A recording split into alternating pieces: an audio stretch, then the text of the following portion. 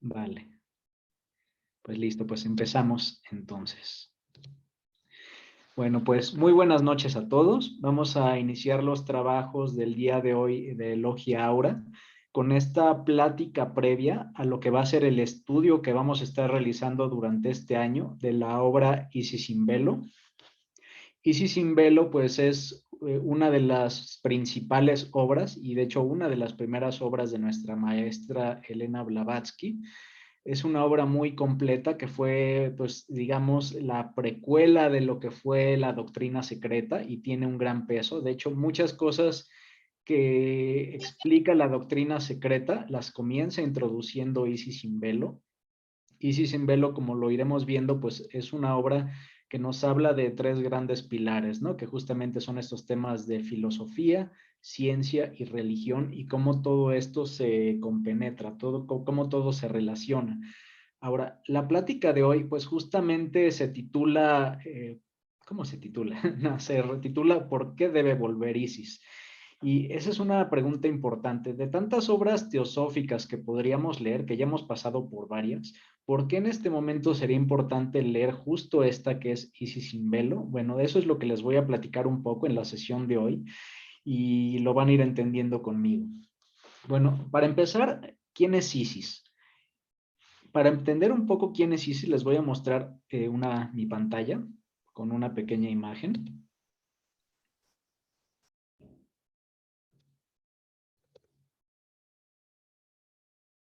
Vale, como podrán ver, esta es la representación egipcia de Isis.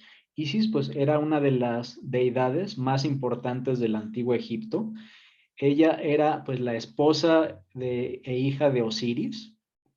Y hay una historia interesante, una cosmogonía interesante, que es lo que nos dice la antigua historia de los egipcios, ¿no? En aquel entonces se dice que Osiris estaba pues junto con Isis, que era su esposa, eran pareja, y ellos digamos que eran los que gobernaban pues los reinos celestes, ¿no? Y un día aparece este Set, que Set representaba digamos pues la confusión, la oscuridad, y en una batalla con Osiris, que Osiris podríamos entenderlo como Dios, lo más espiritual, lo que ocurre es que en esta batalla Set vence a Osiris y no solo lo vence, sino que lo desmiembra, lo deja partido en muchísimos fragmentos y esos fragmentos pues quedan esparcidos en la tierra.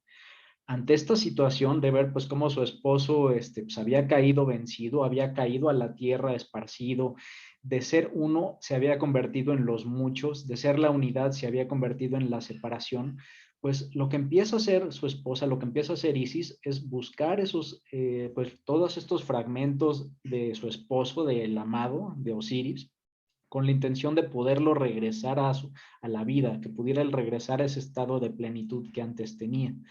Ahora, ¿por qué es importante esto? ¿Cómo se ve este tema que es simbólico en nuestra realidad teosófica? Nosotros, dentro de teosofía, creemos y pensamos que todos estamos conectados, todos somos parte de una unidad y en algún momento, por alguna situación que no podemos lograr asimilar, no podemos entender, lo que era el uno se partió en los muchos. Y de ahí que tenemos todas nuestras personalidades, cada personalidad con sus propios intereses, con su propio nivel de conciencia, con sus propios rasgos físicos, unos hombres, otros mujeres. Y esto no solo a nivel humanidad, sino que se da pues en todas las formas de vida, ¿no? De la unidad llegamos a la separación. Osiris se partió en pedazos. Sin embargo, aunque los pedazos están regados, aquello que sigue integrando todo y que va a ayudar a que todos los pedazos que somos nosotros se junten es justamente Isis. Isis representa, digamos, lo que podremos entender en el catolicismo tal vez como el Espíritu Santo, es esa luz de inspiración divina, ese instinto que luego tenemos, aquello que nos dice, no te vayas por aquí, aquí no te conviene, vete por acá, aquello que nos ayuda a integrarnos con la naturaleza, con los otros seres. Digamos que todo lo más elevado que nosotros podamos tener, pues justamente viene de esa luz que nos compenetra, que nos integra, y esa luz pues es la madre, es Isis. Y bueno, pues Isis justamente dentro de su simbología, pues se le representaba con una corona, con la forma de una media luna, que es la que podemos ver aquí. Cargaba también usualmente la cruz ansata, que la cruz ansata pues representa por un lado la vida, pero también representa la caída, digamos, del Dios que éramos nosotros en la materia y esta separación entre lo masculino y lo femenino. Y bueno, justamente como ven, Isis en la simbología está dotada de alas. Esas son justamente pues las alas que nos van a llevar a poder encontrar cuáles son nuestras facultades latentes y poder pues digamos que regresar de donde veníamos. Isis no la vemos únicamente en la cosmogonía egipcia, también pues dentro de los misterios había una figura muy importante, que era la figura de Demeter. Demeter pues representaba la madre, la naturaleza, que la tenemos en esta otra imagen. Y aquí hay otro mito. Así como tenemos el mito de Osiris, que logra, después de mucho batallar, lograr recuperar los pedazos de su amado, de su esposo, y hace que aparezca Horus y regrese a la vida Osiris y derroquen a Set, pues la misma historia con pequeños cambios pasaba en los misterios. Dentro de los misterios de Demeter, lo que se nos menciona es que pues estaba una diosa, que era justamente Demeter, que era la tierra, la madre. Ella era por quien todo podía florecer, la que daba la vida. Y Demeter tenía pues una hija, que era Perséfone. Y obviamente pues era el amor entre la madre y la hija eran inmensos. Hubo un día donde Hades, el que era el dios del inframundo, pues rapta prácticamente a Perséfone, a la hija, y se la lleva, la hace descender al inframundo, a lo que para nosotros sería el infierno. Ante esa situación, pues obviamente pues la madre está muy triste, empieza a ver, eso se empieza a notar en la tierra, empieza a dejar de haber vegetación, y la madre pues emprende un descenso, una caída hacia el Hades para tratar de recuperar a su hija y al final de mucho batallar, muchos esfuerzos, lo logra. Y sin embargo su hija queda de algún modo enlazada a que ella no iba a poder siempre estar arriba, ella te iba a tener que estar abajo, pero se iban a estar, digamos, intercalando, de tal modo que iban a haber periodos de luz y periodos de oscuridad. En estas historias, pues siempre vamos a ver este tema, ¿no? Que hay un descenso, que de un estado divino que teníamos, bajamos al inframundo, bajamos al infierno, vamos de la unidad a la separación y tenemos que volver a regresar. Y para poder regresar, pues siempre tenemos la luz de la madre, la luz de esta inspiración. Ahora, ¿qué es lo que creemos los que estudiamos pues, teosofía y otras filosofías relacionadas al ocultismo? Pues todos creemos que de hecho esta madre que nos ama a todos, que nos compenetra a todos, de hecho vive en nosotros y forma parte de estas facultades que hoy tenemos ocultas, están latentes. Como comentaba, estos de repente chispazos de intuición, cuando a veces tenemos un sueño que no es, digamos, común, un sueño trascendente, cuando tenemos sentimientos elevados de amor por el prójimo, por todo lo que nos rodea, justamente esa luz de la madre, esa luz de Isis que vive en nosotros, y ella mediante esa luz, mediante esas facultades latentes, pues es la que nos va a enseñar el camino de regreso. Ahora, ¿cómo se llega al camino de regreso? Antes se decía, antes de lo que es el Kali Yuga, que es lo que conocemos como la era oscura, pues se decía que nosotros teníamos, que los hombres podían ver a los dioses, ¿no? Digamos que no había como una separación tan fuerte como hoy existe. Antes, digamos, los dioses o los semidioses convivían con los seres humanos, había una interacción mucho más estrecha, y un buen día se dice que la hierba sagrada, una hierba sagrada que estaba en la India, que era con la que con la que se podía ver a los dioses, empezó a escasear. Con eso, los hombres dejaron de ver a los dioses, pasaron los cientos, los miles de años, y pues al ya no verlos, al ya no sentirlos, pues los hombres empezaron a creer pues que los dioses realmente no existían. Y a partir de ahí, pues empezó a venir todo este tema que conocemos justamente como la oscuridad, como el Kali Yuga. Ahora, cuando empezamos a perder todas esas facultades y esa integración, llamémosle con todo lo divino, hubieron maestros que se preocuparon por buscar que no todo se perdiera. Y ellos mantuvieron un linaje muy cuidado de enseñanzas que se daban a no todo el mundo, se daban a personas que estaban preparadas para recibir esas enseñanzas, y así es como nacieron lo que conocemos hoy como los misterios. Los misterios pues eran justamente representaciones, por ejemplo, que se hacían, un tipo teatrales, como lo que vemos ahorita del descenso de Demeter hacia el inframundo. Había toda una serie, digamos, de temas ritualísticos, un tema de devoción. A la gente se les enseñaba de castidad, de pureza, de renunciar a todo lo del mundo. Y a las personas que pasaban una serie digamos, difíciles pruebas, se les daba acceso o ellos iban accediendo por su propio esfuerzo a ciertos despertares. Esos despertares dentro de los misterios se les conocía como iniciaciones, y en estas iniciaciones son como las personas pues empezaban a recuperar aquellas facultades que habían perdido. Podían empezar a entender cómo es el plan divino, podían empezar a interactuar con la jerarquía oculta, entre muchas otras cosas. Esto es algo que pues se fue cuidando mucho, que pasó desde ser algo pues totalmente secreto a la cual solo podían pertenecer ciertas personas muy preparadas, como en la India los brahmanes, por ejemplo. Esto se fue abriendo un poco hacia la parte digamos, hacia la parte de la academia. Justamente cuando, por ejemplo, en Grecia, Platón, que Platón era alguien que estaba, pues era alguien docto en los misterios, él crea la primera de las academias y agarra un puñado reducido de personas, sobre todo jóvenes. Estos jóvenes pues tienen que renunciar a todo lo que era su vida, sus deseos mundanos, tienen que tener estar bajo un régimen muy duro de pruebas, de pureza, de abstinencia, de renunciación, y ellos iban recorriendo pues este camino de la mano de las enseñanzas de Platón.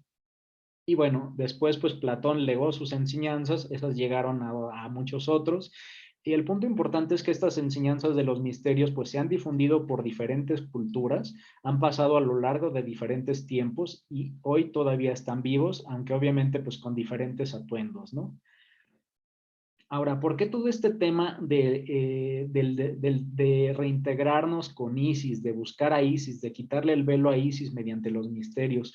¿Por qué el tema de desarrollar nuestras facultades ocultas es tan importante? Lo vamos a ver a continuación. Aquí, bueno, para empezar, recordemos que este tema de los misterios, como comentaba, no estaba abierto para todos. Sin embargo, algo pasó, algo muy curioso, diría yo, y es que, pues más o menos por el año 1870, fue cuando, 1860, 1870, los maestros, que en ese momento, pues, dirigían esta senda de los misterios, los maestros de sabiduría, deciden hacer lo que para nosotros sería un experimento. Ellos deciden que, digamos, como que por primera vez se iba a abrir ese velo de Isis, pues un poco más de lo que en otros años anteriores se había hecho, y eso iba a tener una razón pues muy especial, la cual pues no se nos ha sido revelada.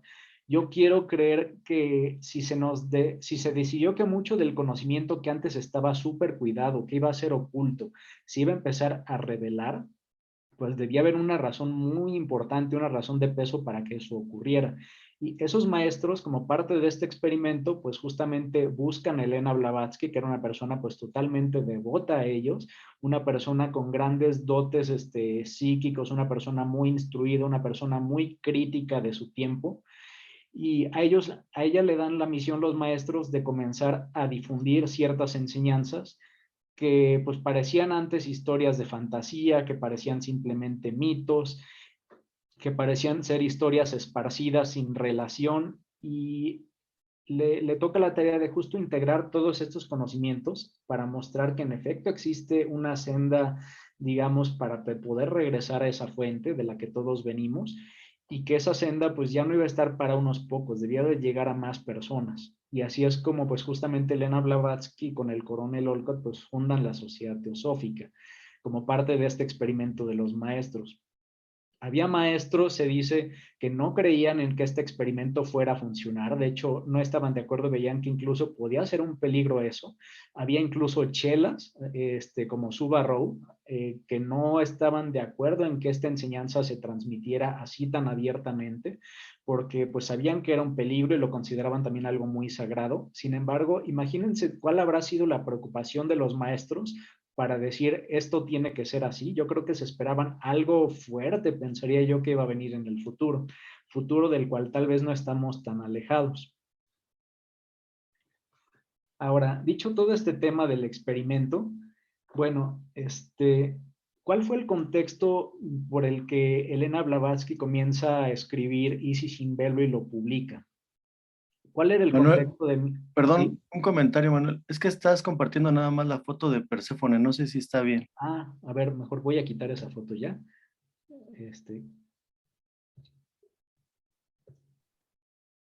Bueno, de hecho, la verdad es que ahorita en este momento no iba todavía a presentar algo, Ah, ok, ok, entonces, así que no perdón. habría problema. Pero dejo de compartir. Y bueno, ahora sí, gracias, Víctor. Bueno, dicho esto, ¿qué es lo que motiva a Elena Blavatsky a ser parte de este experimento? ¿Qué motiva a que una información que era para pocas personas preparadas se va a comenzar a abrir? Bueno, pues lo que le motiva son muchas cosas. Por una parte, tenemos que en aquel tiempo, pues teníamos a una iglesia ya, yo diría, muy debilitada. Ya la iglesia había sido fuertemente Sí, cuestionada por los el grupos micrófono. académicos y venía una situación donde ya de hecho muchas personas pues ya no creían tanto en los dogmas de la iglesia, pero dentro de esto que parecía bueno, había algo no tan bueno, que era que muchos incluso ya dudaban de la existencia de un Dios, ¿no? Hubo un incremento muy fuerte en aquel entonces del ateísmo. Y eso se junta con que en aquel entonces también, por ejemplo, venían las enseñanzas de biología de Darwin, que Darwin llega y nos dice prácticamente que el hombre, pues muy probablemente viene de un mono, ¿no? Y y en ese momento pues queda, digamos, anulada toda nuestra herencia divina. Al ver este tipo de situaciones, pues los maestros y Elena Blavatsky dicen, no, esto va a empezar a confundir muchísimo a la gente, tenemos que empezar a mostrar pues que no venimos de un mono, tenemos que empezar a mostrar que tenemos un pasado, pues llamémosle un pasado divino, un pasado glorioso y que tenemos que regresar a él. Por último, tenemos también, por ejemplo, pues, a una ciencia que cada vez estaba más fortalecida y una ciencia que decía, lo que yo no puedo ver no existe. Por tanto, pues todo aquello que tú me puedas decir, como las facultades psíquicas, como la integración con lo divino, etcétera, como tú no lo puedes percibir mediante los sentidos, para mí es falso, para mí es inválido. Y los científicos, pues, muchos de estos temas se dedicaron a descartarlos a priori, sin siquiera tratar de investigarlos, y de algún modo pues se volvieron como los nuevos católicos, con nuevos dogmas que no exploraban y pues justamente se acotaban únicamente en lo que era perceptible por los sentidos. Ahora, parecería que era un buen momento porque ya la iglesia, pues como comentaba, estaba debilitada, ya había mayor apertura de ideas, ya había grupos que habían surgido, como el espiritismo, donde pues se les empezaba a dar, digamos, el espacio para que expusieran sus ideas. Grupos de personas que creían que uno se podía comunicar con los muertos, que justamente había algo más allá, y empieza a darse como este florecimiento de cosas, ¿no? En ese sentido, pues parecía bueno este tiempo, pero junto con esto pues venía un peligro y era un peligro pues que Elena Blavatsky pues, lo consideraba muy, muy, muy grande. ¿Cuál es este peligro? Pues ese peligro es lo que se le conoce como el positivismo. El positivismo pues fue una corriente filosófica cuyo iniciador fue Augusto Comte y Elena Blavatsky y los maestros pues estaban muy preocupados de lo que Comte estaba comenzando a meter dentro de los grupos intelectuales de la sociedad. Comte tenía una especie de doble mensaje, donde por un lado invitaba al desarrollo, invitaba a la reflexión, pero por otro, Comte decía, por ejemplo, que la creencia en algo divino, la creencia en los dioses, la creencia en que existe una jerarquía que nos cuida. Para Comte todo eso era una mentalidad, digamos, primitiva. Y él decía, todo lo que tú no puedas comprobar de manera tangible, pues descártalo. Entonces, pues toda esa creencia de lo que no podemos ver automáticamente quedaba reducido a pues incredulidad de niños. Eso pues era terrible porque era prácticamente anular toda posibilidad de una reintegración con lo que realmente somos. Y esa era una de las principales preocupaciones de Elena Blavatsky. Comte, por el otro lado, también, por ejemplo, por una parte ponía a la mujer en un pedestal, diciendo que las mujeres iban a ser las sacerdotisas del positivismo, que en ellas pues estaba la parte sensible, en ellas estaba la intuición y que por eso pues todos deberíamos de aprender de ellas y se les debería de poner en un altar.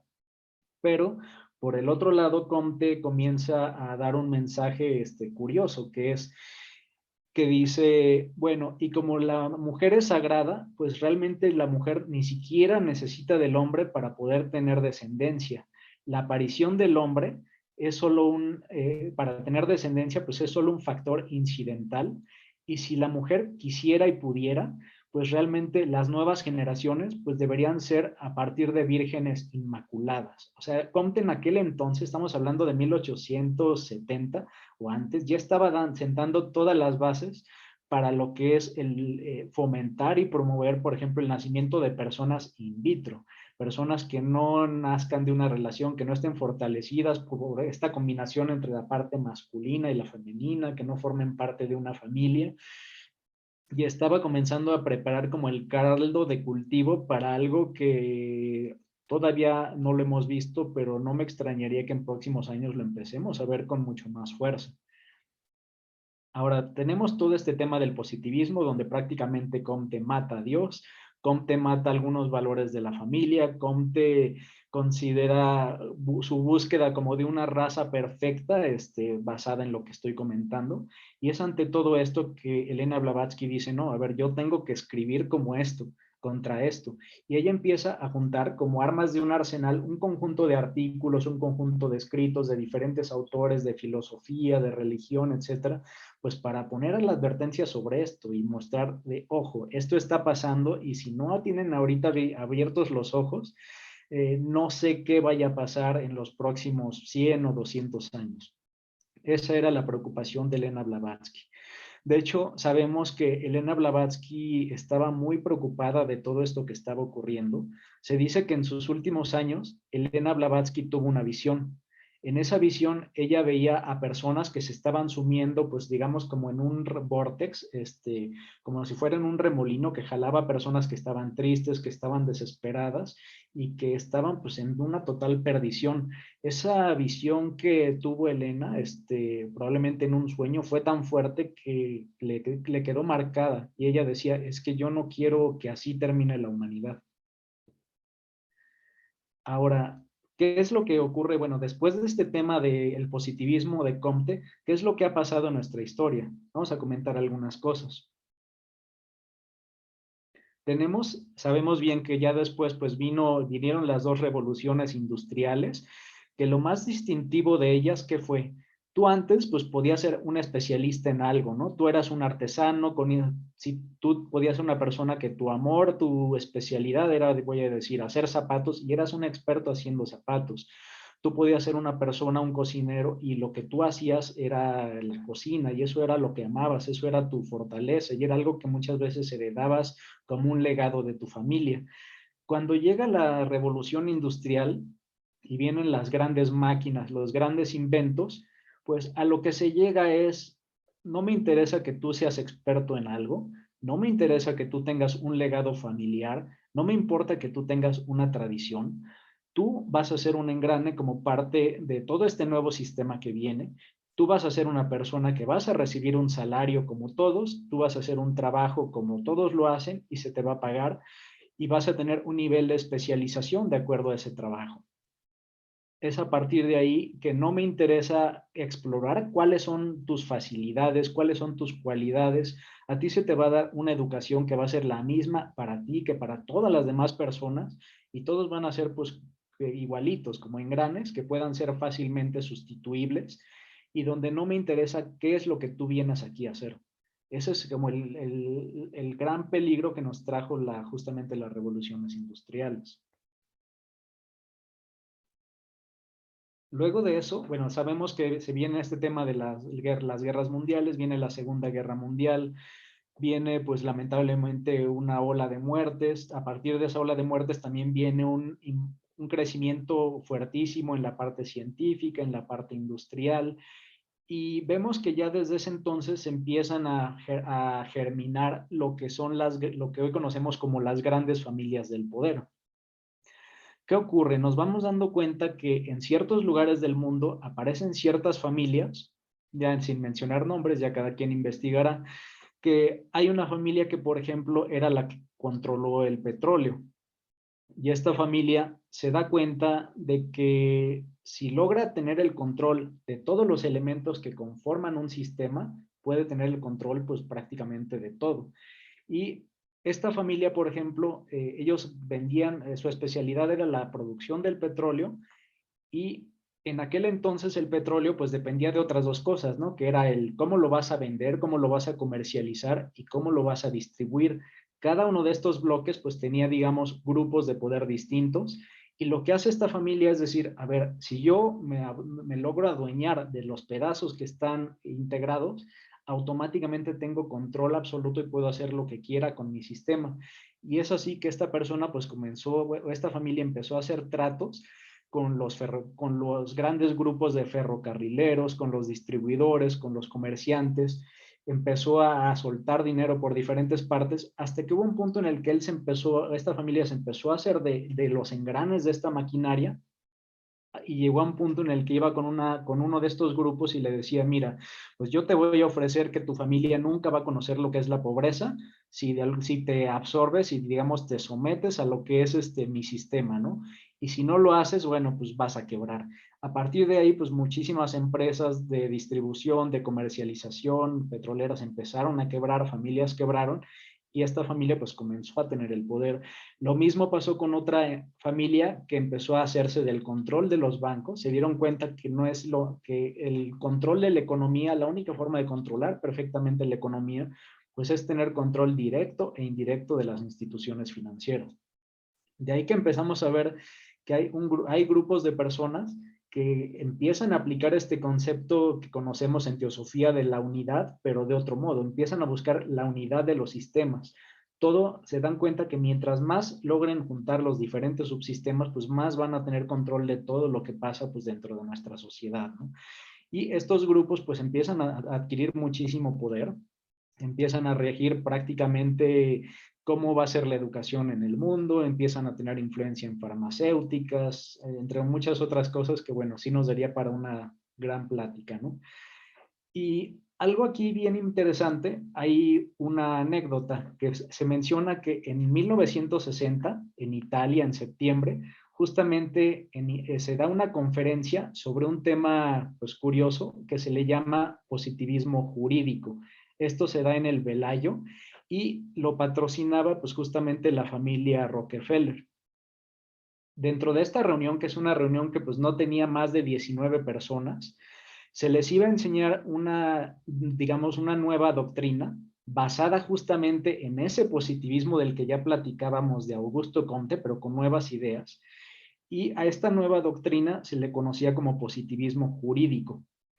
Y bueno, de entrada, dentro de las anécdotas, se dice que ahí estaba un profesor y él decía que para él era increíble tanta opulencia de ese evento, ¿no? Que estaba lleno de jardines imponentes, que la atmósfera pues era total opulencia, que había un lago, y él dice explícitamente, ningún filósofo desde Platón jamás habría vivido así. Estaban en este momento enseñando una nueva filosofía que era, digamos, diametralmente opuesta a la de los maestros que hemos venido siguiendo, ¿no? Y ahora, ¿qué se explicaba en este positivismo jurídico?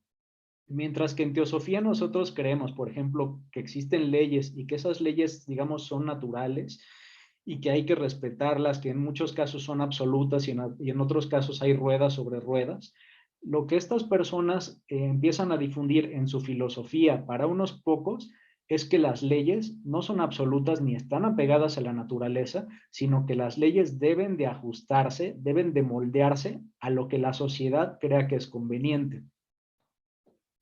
Eso parecería interesante, parecería que es algo que da apertura, pero también es un arma de doble filo.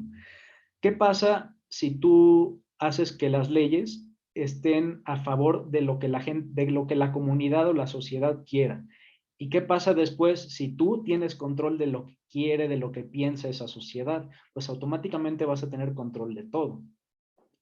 Entonces, por una parte, pues a un grupo de personas les metes este sistema de que las leyes deben adaptarse a lo que quiera la sociedad y por otra parte les enseñas a este grupo de personas cómo manipular a la sociedad, cómo influir sobre qué es lo que la sociedad va a querer, qué es lo que van a desear, qué es lo que van a considerar como correcto o incorrecto.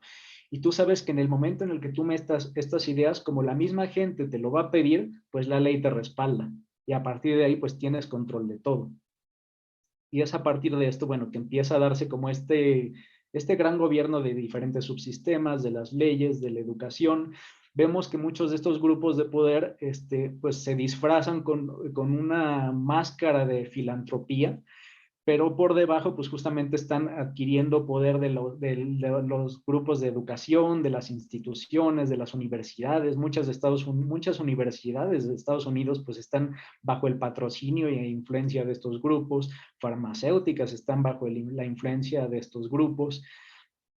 Y viene algo después bien interesante en los años más recientes, que es la filosofía que siempre, que como comentamos, la filosofía, que es el camino de Platón, que es el camino de los misterios, que es el camino de la sabiduría, de repente viene a ser sustituida por esta otra filosofía materialista y se empieza a decidir en las universidades que la filosofía para la escuela está de más, que no es práctica para la vida, que hay que buscar personas que tengan conocimientos prácticos para su día a día y que la filosofía pues no es necesaria.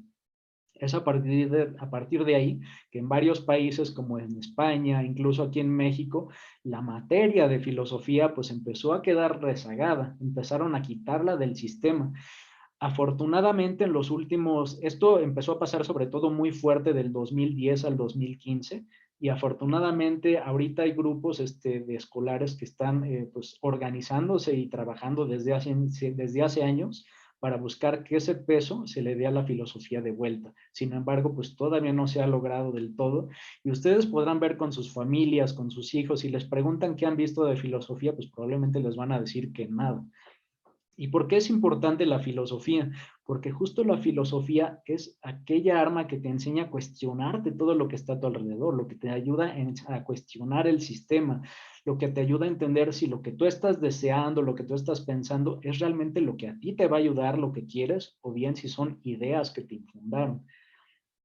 Y de ahí, bueno, pues tenemos todo este tema del control de la educación, de grupos que empiezan a controlar todas las células de la industria y de muchas cosas. Y nos encontramos en estos últimos años donde estamos bajo lo que algunos expertos, incluso algunos teósofos, pues consideran como el inicio de la sociedad distópica. ¿Qué es una sociedad distópica? Bueno, pues de entrada es lo contrario de una sociedad utópica. Una utopía es un estado perfecto en el que cualquier sociedad quisiera llegar, ¿no? Es el estado de mayor perfección que podría llegar una sociedad. La distopía es exactamente lo contrario, es el estado pues, de desmembramiento social, es el estado de oscuridad al cual una sociedad podría llegar, ¿no?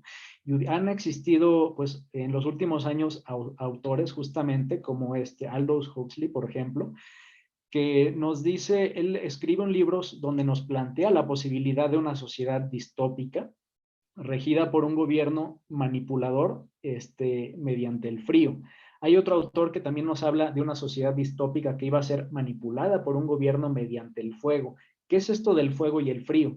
Antes, lo común es que los gobiernos manipulaban a las personas pues mediante el terror, mediante la amenaza de que vas a perder algo, mediante la inseguridad, y ahora algo que está ocurriendo un poco y viene, es un cambio drástico en la forma de gobernar, es que ahora el gobierno ya no es por el calor, ahora el gobierno es por el frío.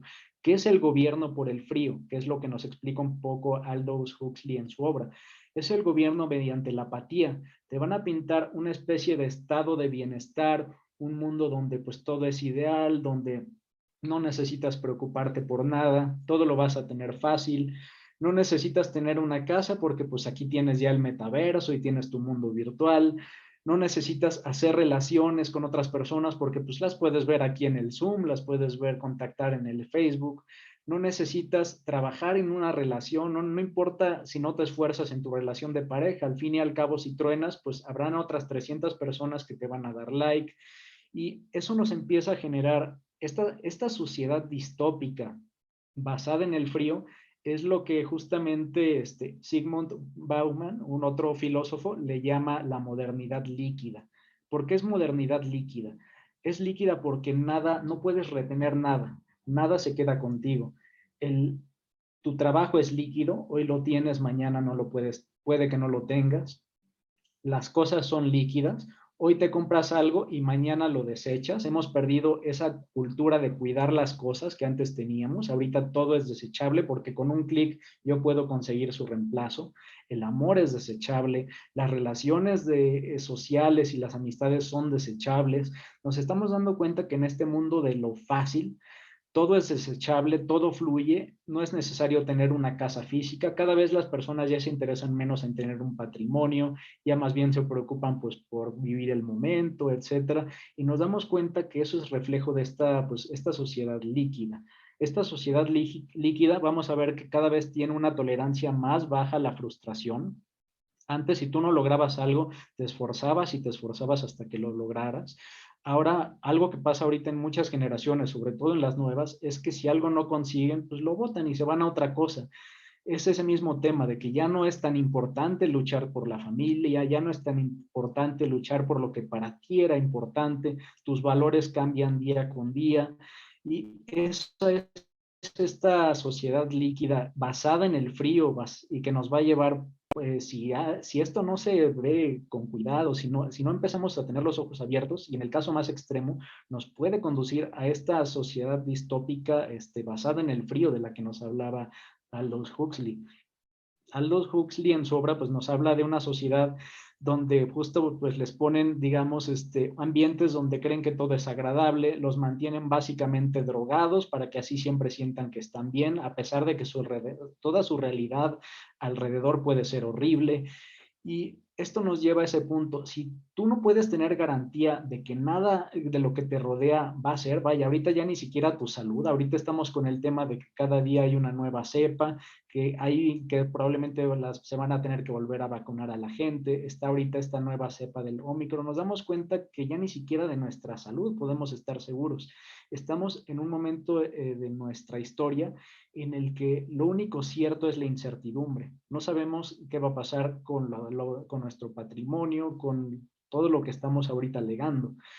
Es ahí cuando esto nos lleva al siguiente punto, que es la pérdida de la esperanza.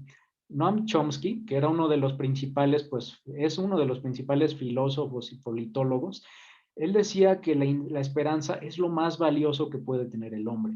Aquel que te mata la esperanza, pues prácticamente ya te mató en vida. La esperanza es lo más importante, es lo que nos ayuda a recuperar el ancla de hacia dónde tenemos que ir. Y en el momento en el que tú estás en una sociedad donde todo cambia, nada se mantiene, todo es fluido, todo es líquido, pues puedes perder esa esperanza. Y en el momento en el que pierdes la esperanza, pues ya te mataron en vida. Ahora, de ahí que es tan importante este tema de por qué estudiar Isis sin velo. Isis sin velo, yo percibo que nos muestra un poquito de dónde todo empezó. Nos enseña desde cómo Elena Blavatsky notaba que esto iba a venir con el positivismo de Comte. Nos mostraba cómo la iglesia ya no iba a ser el nuevo peligro, nos mostraba que iba a venir un peligro más grande. Nos muestra dentro de Isis sin velo que hay facultades latentes que todos tenemos, que tenemos que estudiar, tenemos que trabajar en desarrollarlas, que debemos empezar a tener un criterio, debemos empezar a aplicar la filosofía, a estudiarla y aplicarla en nuestra vida. Y de todo eso justamente nos habla esta obra. Isis sin velo es una especie de ancla que lo podemos usar como una guía, que la podemos extrapolar sin ningún problema a nuestra vida actual, ¿no? De ahí que para mí sea pues importante justamente iniciar el estudio de esta obra. Y bueno, pues vamos a estar justamente por eso trabajando en la obra de Isis sin velo pues durante el año. Ahora, bueno, después de todo de esta como plática del por qué vamos a estudiar Isis sin velo, voy a compartir una presentación muy rápida y para mostrarles por qué nos vamos a ir concentrando en Isis sin velo, en qué secciones vamos a ir estudiando. Y a ver, un momento. Vale, espero no haber ido muy rápido, de repente voy un poquito veloz.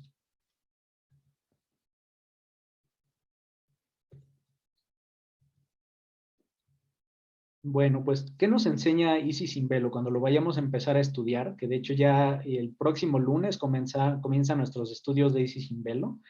Pues estos son los antecedentes que ya hemos platicado, ¿no? Vamos a ver en Isis sin velo una serie de antecedentes que son los que motivaron a Elena Blavatsky a desarrollar esta obra, que son estos temas como el espiritismo, que el espiritismo pues parecía que iba a ser algo muy bueno, pero al final pues el espiritismo no logró sus objetivos, justamente porque no tenía una base sólida en la cual sustentarse. Mucho era pues opiniones de personas que no tenían un legado, pues vaya, no tenían un legado, no tenían un linaje y se guiaban pues por sus propias experiencias personales y había pues mucha gente que imaginaba cosas y gente que inventaba cosas con tal de tener popularidad. Entonces pues el espiritismo fue decayendo, fue perdiendo mucho prestigio. Tenemos todos estos temas que ya platicamos del materialismo moderno, de la pretensión de la ciencia, y dentro de Isis sin velo vamos a darnos cuenta que justamente tiene dos volúmenes que se dividen a su vez cada uno en dos, o sea, son en algunas impresiones 4 volúmenes, pero bueno, prácticamente como base son dos, que el primero es teología y el segundo es ciencia. Elena Blavatsky consideraba que necesitábamos entender estos dos pilares para poder integrarlos, porque eso es parte de lo que necesitamos para tener una visión completa de hacia dónde debemos de ir como sociedad. Y dentro de esta parte de la ciencia, pues en Isis sin velo vamos a encontrarnos con varios personajes a los cuales menciona Elena Blavatsky, de diferentes disciplinas, como son de la geología, la antropología, la historia, astronomía, geometría, entre otras. Cada una de estas personas, pues Elena Blavatsky la desempolva, saca muchas de sus aportaciones más importantes y nos las pone enfrente de una manera resumida, de modo que podamos entender, pues en un solo libro, un poco del conocimiento de todas estas grandes personas. También con respecto a lo que hoy llamaríamos pseudociencias, pues en Isis sin velo pues vamos a estudiar mucho de lo que hizo Allan Kardec, de lo que hizo Franz Mermer, de los estudios de alquimia de Paracelso, de los estudios de alquimia de Van Helmont. Vamos a hablar en Isis sin velo de hipnosis, del magnetismo animal, del mesmerismo.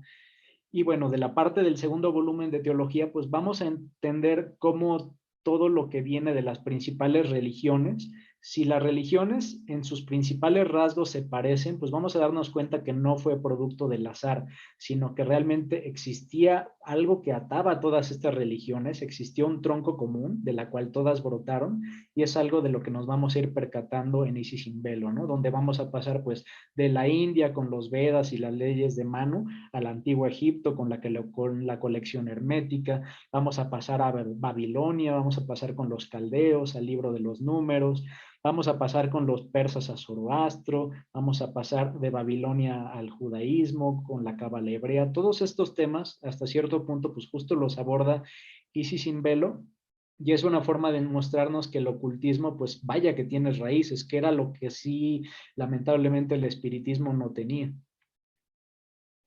Y por último, en Isis sin velo, pues nos va a hablar Elena Blavatsky una y otra vez de que es muy importante meternos de lleno en la filosofía. Para Elena, la filosofía era justo ese puente que iba a poder ofrecer un terreno neutral entre la ciencia y la religión. Todo aquel que quisiera empezar a involucrarse en los misterios, que como hemos platicado, los misterios es aquello que nos va a regresar a Isis, aquello que nos va a quitar la venda, pues tiene que pasar por la filosofía, tiene que pasar porque la filosofía es lo que nos va a llevar de ahí a los misterios. Y dentro de filosofía, pues en Isis sin velo, pues vamos a ver muchísimos temas, ¿no? Vamos a ver a varios exponentes, antiguos principalmente y algunos modernos. Vamos a hablar de Sócrates, de Pitágoras, de Platón, de Jámblico, de Tomás Alva Edison. Bueno, no, aquí, perdón, este nombre no va. Y bueno, vamos a hablar de muchos temas como la alegoría de la caverna de Platón, de temas de Platón como el nous, el tumoides y el tumus, anima mundi. Son muchísimos temas que nos van a ayudar a entender cómo, pues prácticamente de dónde venimos, nos van a ayudar a entender que todos tenemos facultades latentes y que debemos de trabajar en despertarlas, en desarrollarlas. Y bueno, pues como comentaba, van a haber temáticas como la purificación del alma, los misterios, las iniciaciones, que es un tema muy importante dentro de la teosofía y en las diferentes corrientes ocultas. Vamos a hablar mucho de cuáles son nuestras facultades latentes, si es que las tenemos, y cómo se pueden despertar. Y bueno, ahora, para los que vayamos a empezar a estudiar la obra, ¿cuál es la recomendación? Primero que nada, y es lo que tendremos que estar haciendo de aquí al próximo lunes, es estudiar y si es necesario reestudiar el proemio. El proemio de Isis sin velo es el primer capítulo que van a encontrar bajo el título de Ante el velo. Son aproximadamente 40 páginas que por ahí las hemos puesto en el grupo y que sí es importante pues irlo revisando, ¿no?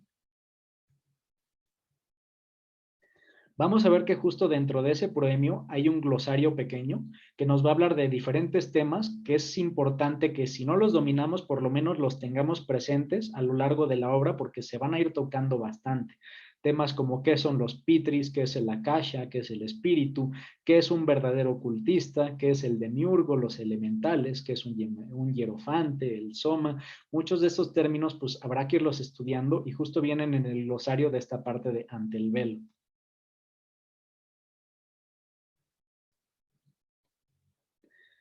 La otra recomendación, que esto aplicaba igual que con la doctrina secreta, si tú vas a empezar a leer algo que habla de Platón, pues es importante tal vez si tienes tiempo que estudies un poco de quién era Platón, cómo vivía, cuál era su forma de vida, qué pensaba él sobre la sociedad, sobre la vida. Y si tú logras leer ese extracto de Isis sin velo desde la lupa, desde los ojos de Platón, pues vas a entender muchísimas cosas que en un inicio no entendías.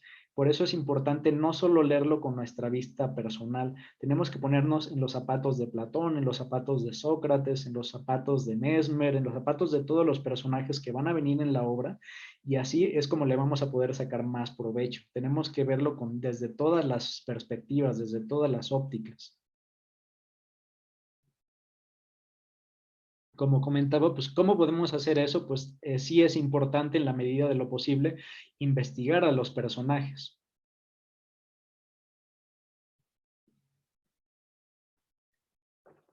Y ahora, más importante, si todo esto que vayamos leyendo de Isis sin velo no lo sabemos aterrizar a nuestra realidad actual, pues de poco nos va a servir. Tenemos que entender cómo todo se relaciona con lo que ahora vivimos. Probablemente muchas de las cosas que nos encontraremos en Isis sin velo, si las sabemos analizar, si sabemos reflexionar sobre ellas, pues tal vez nos den claves de qué es lo que hoy está pasando ahora en nuestro entorno.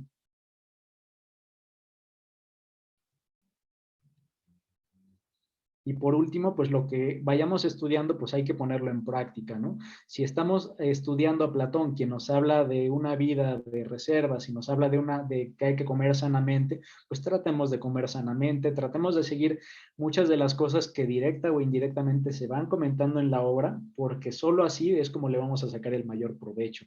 Este no es un libro solo para la mente, es un libro que tiene muchas cosas que son para el trabajo de uno mismo.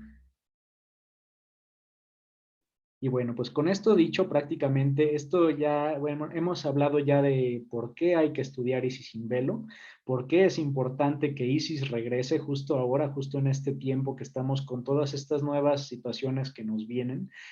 Y bueno, pues yo les deseo, hermanos, en verdad, pues muchísimo éxito en todas sus futuras lecturas, que podamos hacer algo muy provechoso en este año y que recuerden lo siguiente, ahorita, pues como decimos, estamos en el tiempo de la incertidumbre. ¿Qué le podemos heredar a las siguientes generaciones? ¿Qué le podemos heredar a nuestros hijos? Pues tal vez no sea, ya ni siquiera sabemos si les vamos a heredar una casa, un patrimonio físico. Lo que sí les podemos heredar, pues es el linaje de estas ideas. Si las generaciones que vengan, si nuestros hijos se llevan un poco de esto y aprenden cómo aplicarlo en su vida, pues van a tener control de su vida, en lugar de que todos estos sistemas de los que hemos venido platicando tengan control sobre ellos. Por eso es importante. Yo creo que el dejar estas enseñanzas es uno de los mayores legados que les podemos dejar a todos nuestros seres queridos y en general al mundo. Y bueno, pues listo, hermano. Pues hermanos, esta fue la presentación. Llegamos a la parte de preguntas. No sé si hay algún comentario. Muchas gracias a todos por la paciencia.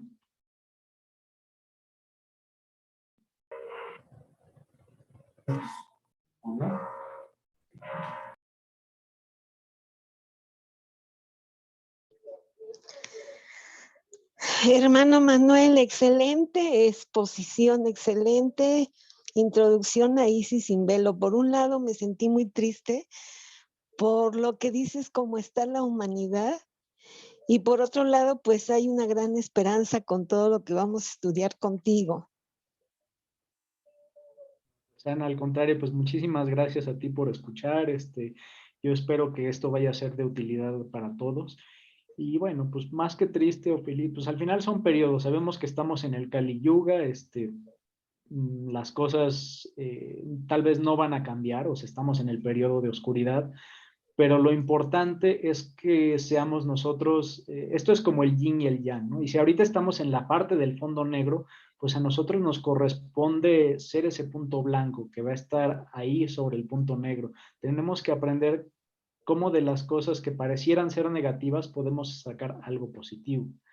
El COVID nos ha enseñado muchas cosas, ¿no? Aunque haya sido algo que podríamos decir negativo, pues también nos dejó cosas positivas. Un ejemplo, este tema de toda esta situación de la pandemia que nos mantuvo encerrados, pues tal vez gracias a eso, ese que en este momento pues sabemos muchos hermanos conectados en sesión, ahorita vemos hermanos de diferentes países, de diferentes regiones que antes pues no habíamos tenido el gusto de conocernos, y tal vez eso no habría pasado si no se hubiera dado toda esta situación de la pandemia, ¿no? Entonces, ¿qué es lo que tenemos que aprender? Tenemos que aprender que si vamos a estar en un periodo de oscuridad, pues no es luchar contra la oscuridad, es ver qué tú puedes sacar de positivo dentro de cada situación que parece adversa que se te ponga, ¿no? Y seguramente pues vamos a aprender muchísimas lecciones en el Inter y vamos a crecer mucho. Sí, muchas gracias, hermano Manuel. Y bueno, recordé las palabras de un gran teósofo que ya desencarnó, que decía que la vida es como una iniciación porque constantemente nos ponen a prueba. ¿Tú qué opinas? Pues lo estamos viviendo, Ana, tal cual. Yo creo que cada día, cada mes, cada año, pues estamos en una nueva prueba.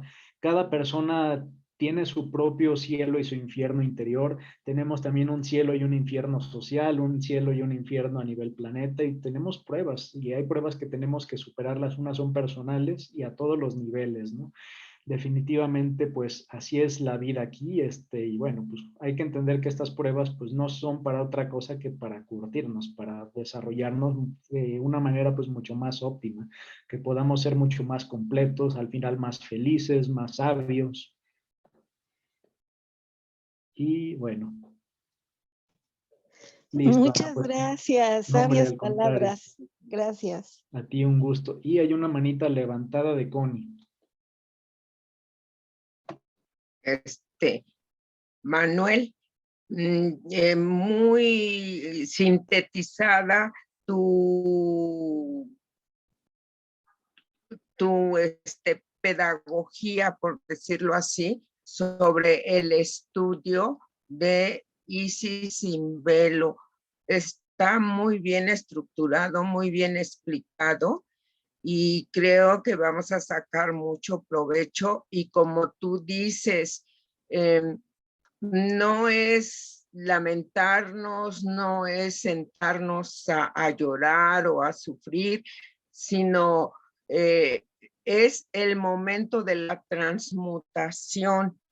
es muy difícil, no es fácil, inclusive puede ser doloroso, pero pues no podemos quedarnos estáticos, sino hacer todo lo posible por alcanzar esa transmutación.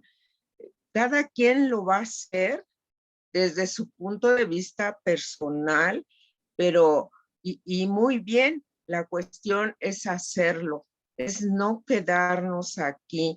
Y como tú mismo decías, ¿no? Lo bueno, dijéramos entre comillas, del encierro fue precisamente estas herramientas con las que contamos ahora y que de manera física hubiera sido casi imposible desde mi punto de vista personal, que estuviéramos trabajando con hermanos de otros países, ¿no? Y ahora esto nos los ha facilitado. Siento que de alguna manera esto hizo mayor de hilos, por decirlo así. O sea, nos conectó más con otros seres humanos que tienen la misma aspiración, este anhelo del conocimiento, pero no para nada más para que se nos quede, sino que para que podamos ir siendo mejores y con eso, dijéramos, arrastrar al entorno donde estemos ubicados. Gracias. Mil gracias, Connie, pues totalmente, ya lo dijiste todo. Hay que sacar provecho de cada adversidad. Sobre cada fondo negro siempre hay un punto blanco que si estamos atentos, que yo creo que esa es la palabra clave, atentos, podremos encontrarlo y ver cómo sacar pues el oro de la paja, ¿no? Muchas gracias, Connie. Sí, Y bueno, así pues, es. Gracias a ti. nombre de qué, pues creo que ya no hay más manitas, entonces creo que ya estaríamos terminando.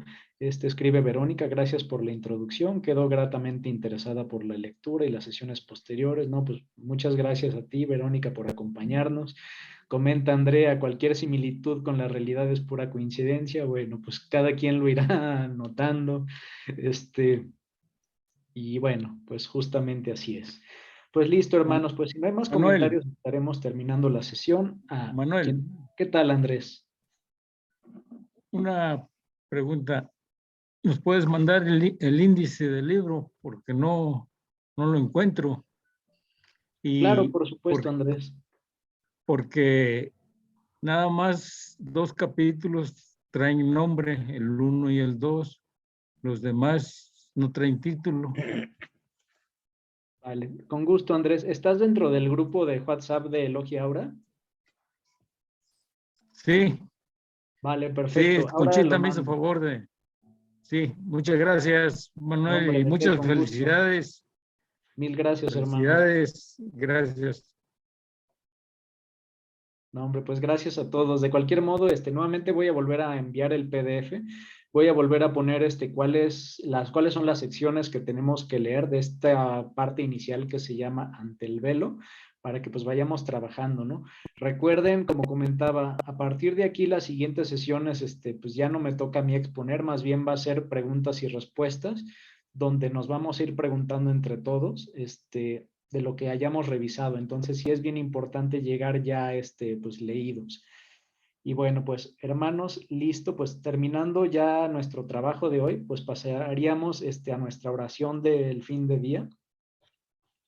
Quien nos guste acompañar va a ser la oración de la unidad de Annie Besant. Y bueno, pues comenzamos. Bueno, a ver.